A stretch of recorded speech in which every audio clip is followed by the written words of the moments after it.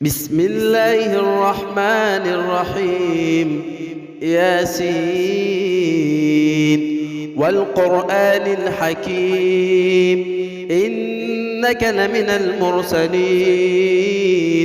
على صراط مستقيم تنزيل العزيز الرحيم لتنذر قوما ما أنذر آباؤهم فهم غافلون. لقد حق القول على أكثرهم فهم لا يؤمنون. إنا جعلنا في أعناقهم أغلالا فهي إلى الأذقان فهم مقمحون.